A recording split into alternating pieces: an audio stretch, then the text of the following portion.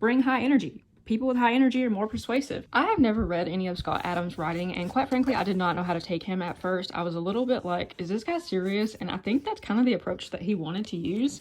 A lot of this book is about persuasion, and of course it is about the election, but it's about how we as Americans have kind of started to see things, you know, especially on the polar opposite side of one or the other, and how Trump has used different forms of persuasion throughout the election process to kind of, you know, get people on his side. Some of the things in this book are actually really actionable for regular people, such as dress for the part, improve your physical appearance, people admire talent but they hate bragging, brand yourself as a winner, if people expect you to win they'll be biased towards making it happen, meet in the most impressive space you can control, set expectations ahead of time, persuade with thoughts and images that will bias people towards a frame of mind that is compatible with your upcoming persuasion.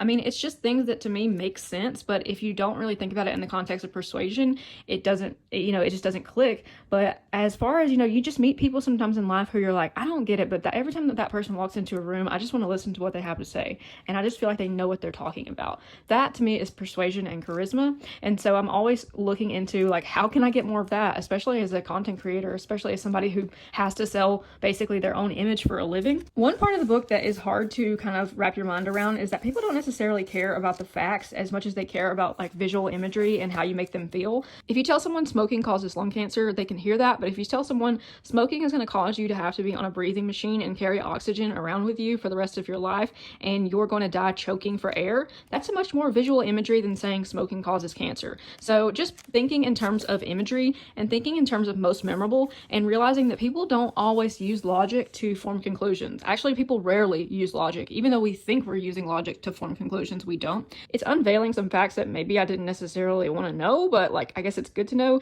And you can definitely see how persuasive people learn to speak around a topic to make it fit whatever narrative that they want.